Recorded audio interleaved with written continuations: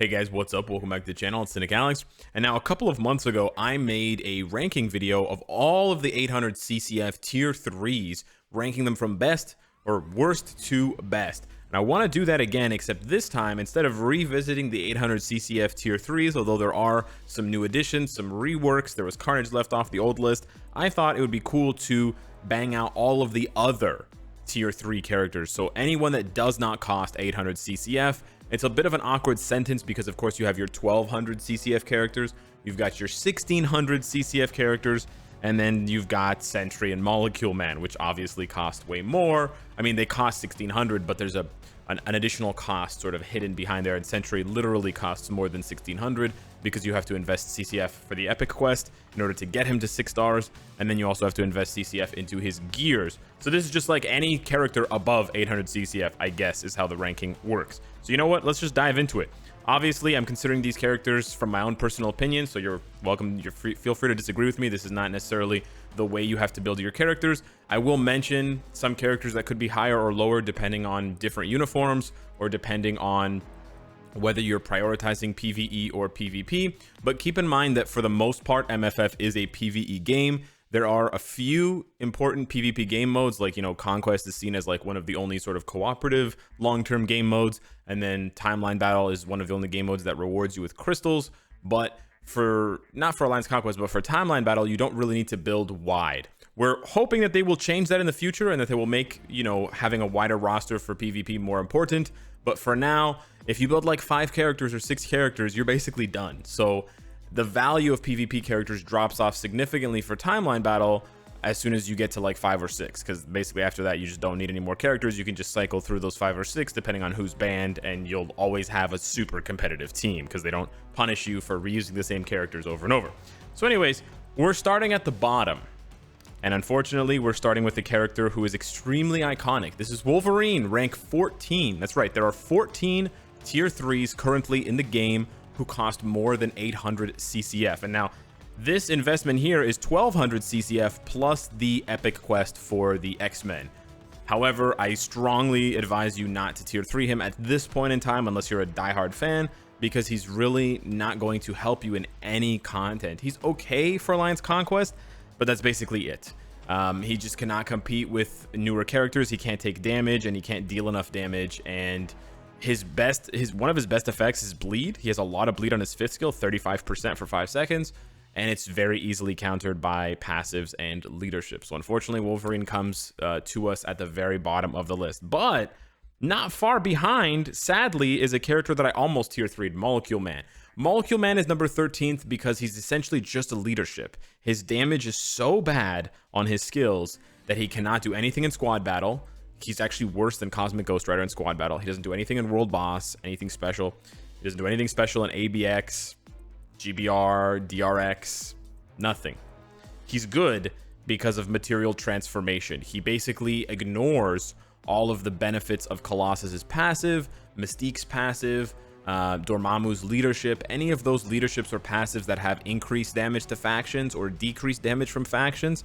He also ignores all of the passives that Thanos has to make himself do more damage to heroes and take less damage from heroes. So he has a very interesting counterbalancing effect with a lot of the meta heroes in the game, but that's it. That's all he's there for. So he basically just augments the effectiveness of certain characters. He levels the playing field in a way which allows you to more easily one-shot your opponents, and it also sort of renders characters like Red Skull and Ghost Rider useless because their passives, the 120% to heroes or villains, is 0. Which makes them hit like a wet rag. But that's all he's good for. That's literally it. So extremely expensive character with an extremely niche ability. He really needs a bump at this point because he is far, far, far below his, not only his value in terms of like investment versus value, but in terms of in the comics. In the comics, he's almost unstoppable in the comics. You know, like the Beyonder, Molecule Man is insanely strong. And he's nowhere near that level in Marvel Future Fight. He's probably the most criminally underpowered character in the game, and he was released a month ago. So yeah, kind of a bummer.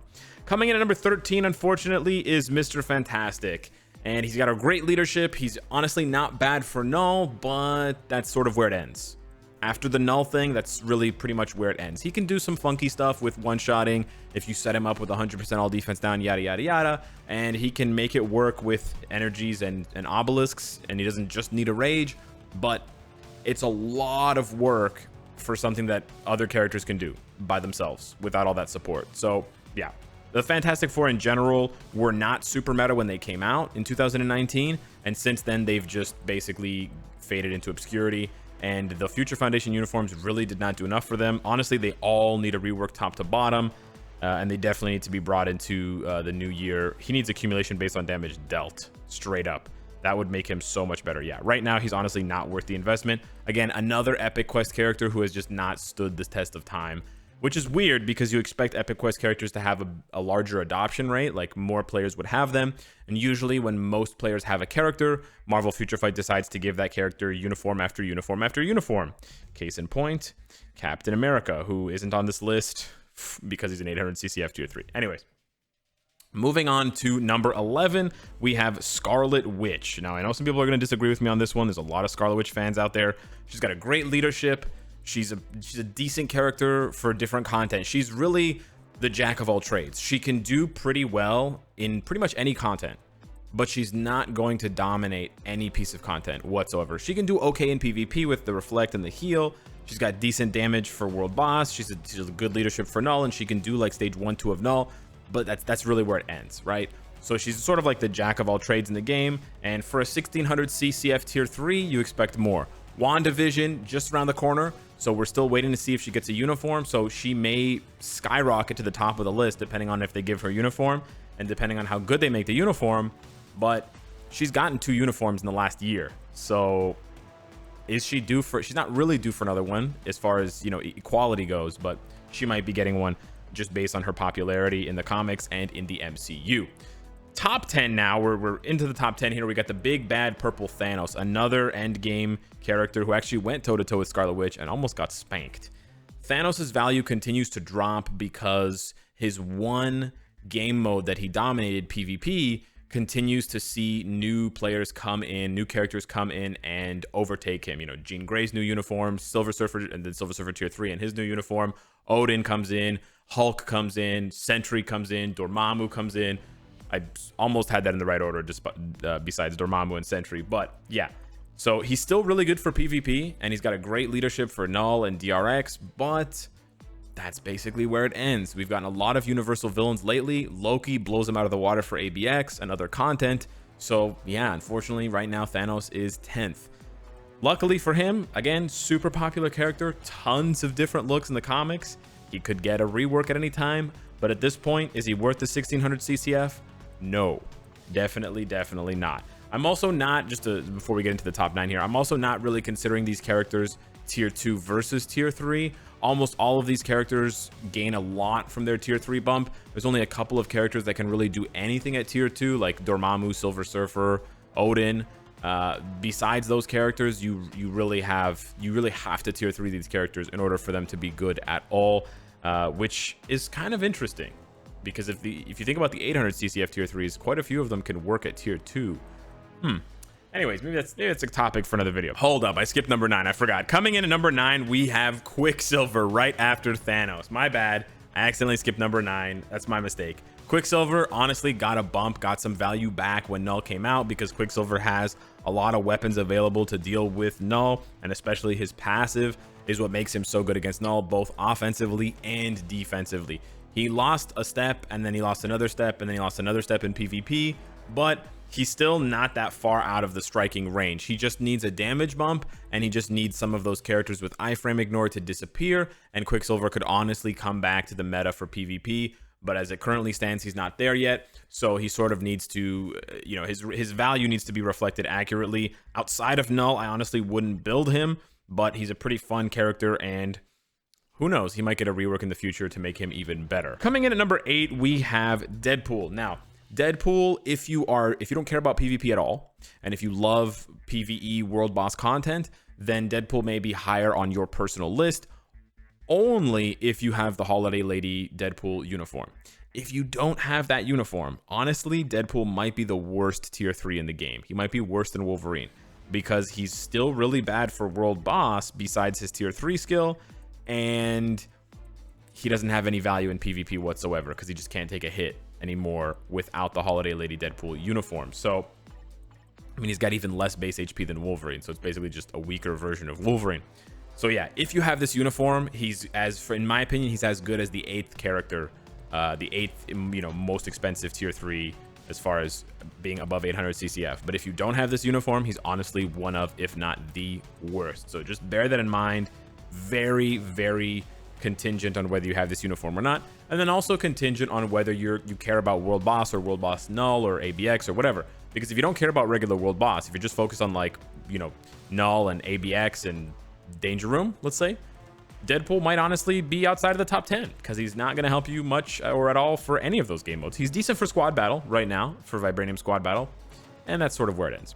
Coming in at number 7, we have Jean Grey. We have Jean Grey, Professor X's prodigal student. Now, Jean Grey has been really good for a long time, and she's honestly still really good.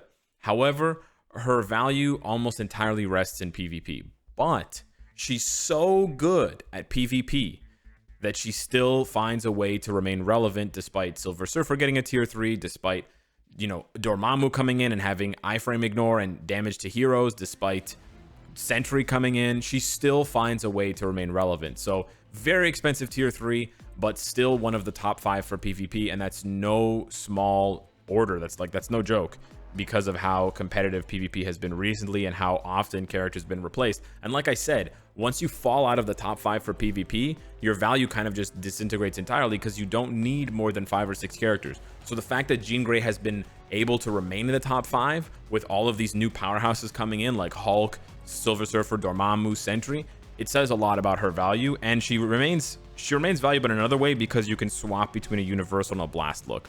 So if you're fighting a lot of Hulks, if you're fighting a lot of characters that you can leverage your type advantage, switch to the blast uniform. If you're fighting a lot of universals, you don't want to have a disadvantage because universals deal more damage to the other 3 types, then you swap over to this one. So it's kind of nice.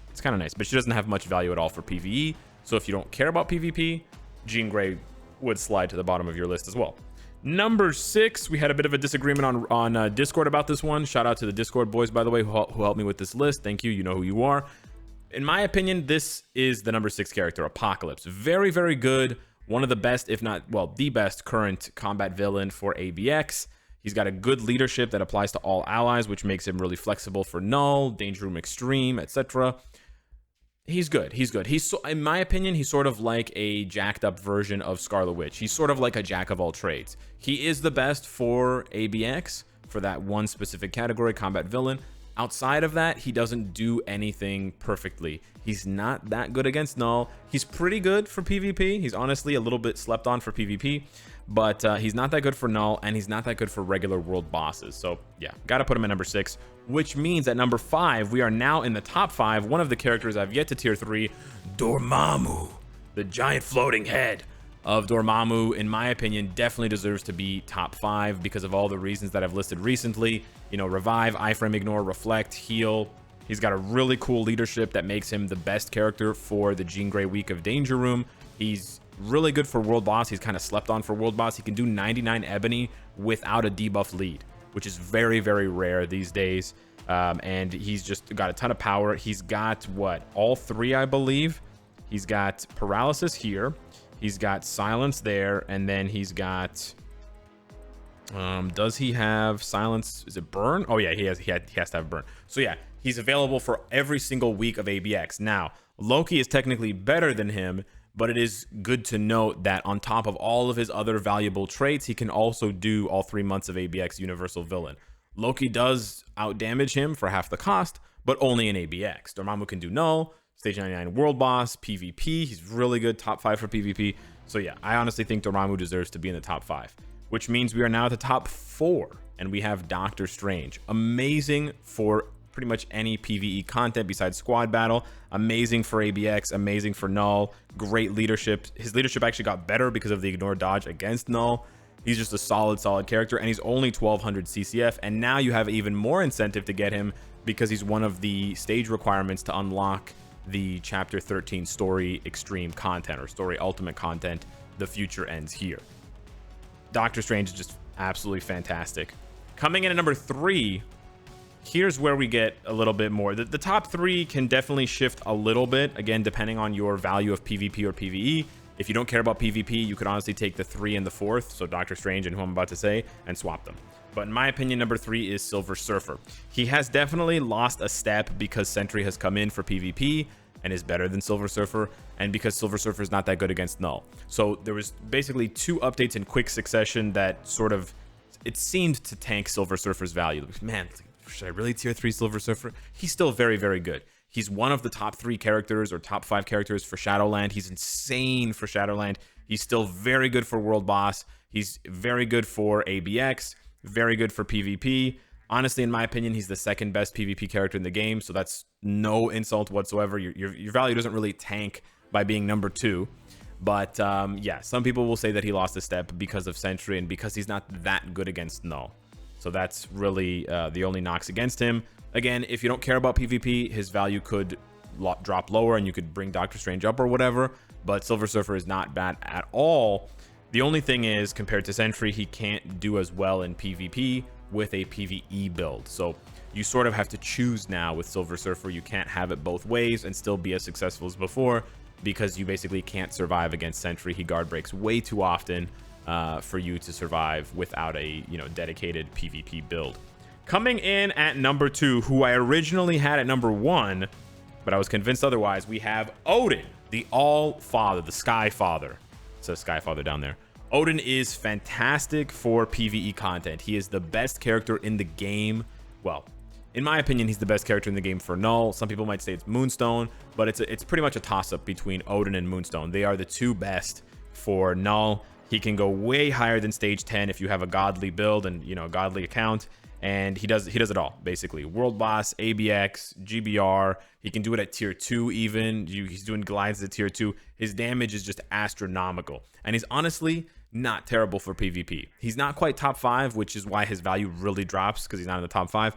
But if some of those characters were bad, honestly, Odin's kind of a pain in the butt to deal with. His 5th skill has a huge AoE. He's got healing. He's got tons of long iframes. So if you just take some of those iframe ignore characters out of the way, you can't have his buffs removed. He's got crazy scaling.